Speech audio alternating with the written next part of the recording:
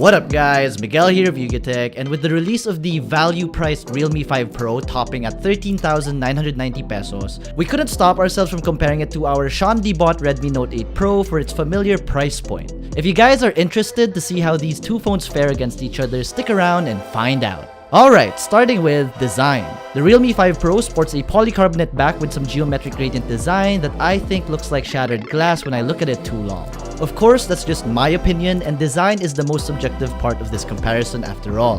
The Redmi Note 8 Pro, on the other hand, gets a glass back with Gorilla Glass 5 protection. Overall, all of us here in the office agree that it does look quite classy, but we find it to be a bit chunky in the hands or in our pockets. I think it's also worth mentioning that the Redmi Note 8 Pro feels noticeably heavier when holding both devices. That's a 16-gram weight difference for those of you wondering. At the back of both devices, you can find their main cameras. Both of these devices get quad camera setups as well, with the Realme 5 Pro sensors packed in one module, stacked vertically and placed on the upper left corner with the LED flash to its right. The Redmi Note 8 Pro only has 3 of its sensors in the main camera module, also stacked vertically, but this time placed on the upper center, with the LED flash and macro sensor right beside it. Both devices also have rear-mounted fingerprint scanners. The 5 Pros is placed in the center, leveled between the last 2 camera sensors, while the Note 8 Pros is right below the camera module, and in a way, part of it. In front, both devices utilize a dewdrop notch for their selfie camera placements, and unlike the Realme 5 Pro, the Redmi Note 8 Pro still has an LED notification light hidden in the earpiece.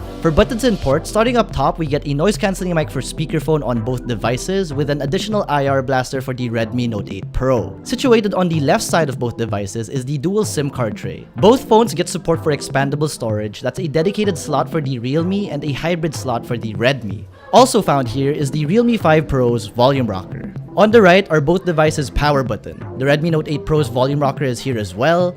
Lastly, at the bottom, we have both devices' 3.5mm audio jack, noise-cancelling mic for regular calls, single downward-firing speaker, and a USB Type-C port.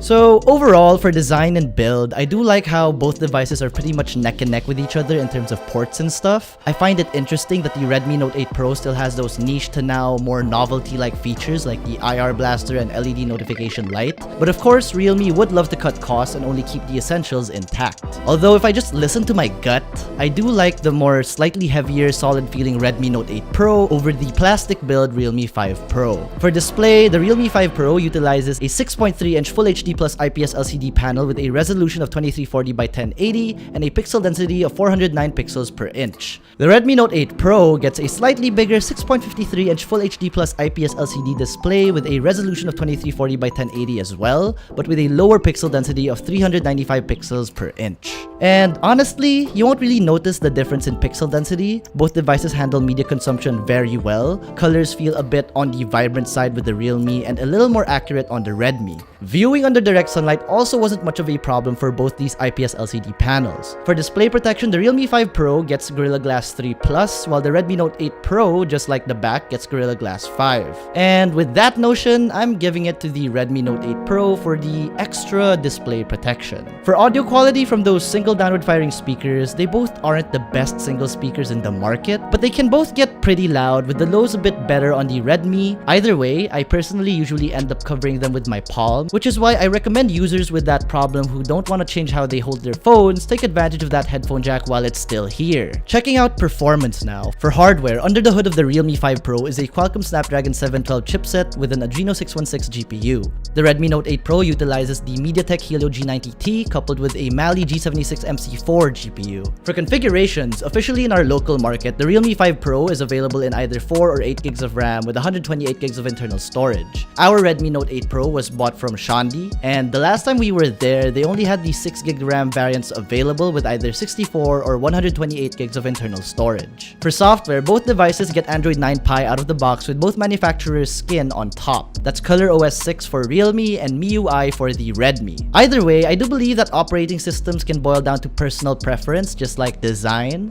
So for me, I'm more comfortable on MIUI over ColorOS, but it's safe to say that both have good practical features and customization. It's just, for me, MIUI feels a little bit more polished in comparison. Does it bother me that there isn't an app drawer? Surprisingly, it doesn't, but I would generally prefer it. When it comes to benchmarks, the Realme 5 Pro fares okay against the Redmi Note 8 Pro. It didn't beat it, but it can keep up. Gaming on both these devices can cause their back panels to warm up, but never to a point where it's too uncomfortable. Alright, overall for performance, we're going to have to give it to the Redmi Note 8 Pro once again. This time for the relatively better benchmark scores, but to be fair, the Realme 5 Pro didn't perform poorly, mind you. Checking out them batteries, the Realme 5 Pro is powered by a 4035 mAh cell, while the Redmi Note 8 Pro gets a 4500 mAh one. Both devices get fast charging support, that's 18W fast charging for the Redmi and 20W VOOC 3 for the Realme. In our standard video loop test, which involves the phone's display and volume set to 50%, airplane mode turned on, and with the headphones plugged in, the Realme 5 Pro got a total of 20 hours and 30 minutes of playback, while the Redmi Note 8 Pro totaled at 17 hours and 10 minutes. Of course, this test doesn't exactly translate well to real-world use, but I can say they both lasted surprisingly longer than we expected them to. So for battery, we obviously have to give it to the Realme 5 Pro for its better score.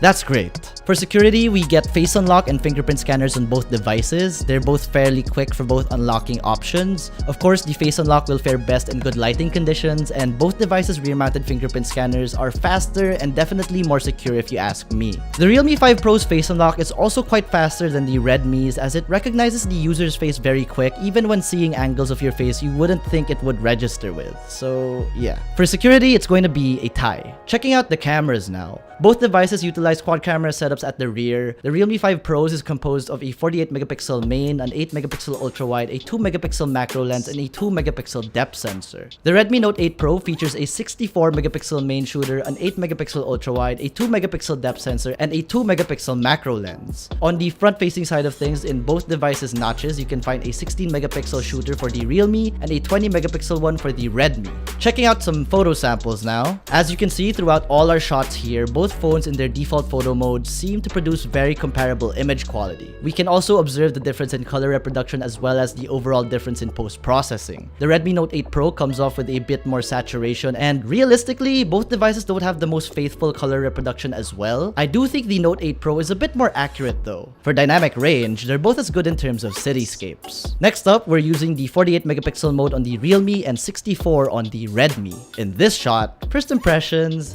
the Realme's shot feels a little bit too over-sharpened, but that may just be me nitpicking. The Redmi's photo is more color accurate and you will be able to crop a bit more due to those extra pixels. We can crop into the DMCI home sign, and you guys should notice the Realme's shot might not be as clear as the Redmi's, but it's still very much readable. In this next shot, I was surprised with the results. I tapped to expose for the foreground, and the Realme was able to find a good overall balance with the background. The Redmi blew out the highlights in the back, so I guess against harsh backlighting, the Realme fares better in their respective 48 and 64 megapixel modes. Moving on to macro, which both these camera setups include, I'll be frank with this one, the Redmi's is better. You can get much closer to your subject, and users also get the bonus of being able to record video on this sensor. For night mode, we're looking at a reference shot right now taken on the default photo mode, and now this is night mode. Honestly, this is a tough one. I've never seen two night modes perform so similar with each other. I mean, even in the reference shot, they looked similar. I think I can give slightly more points to the Realme due to the Redmi having a tad bit more overexposed highlights. But again, they're so similar, you'd really have to look up close to see that difference.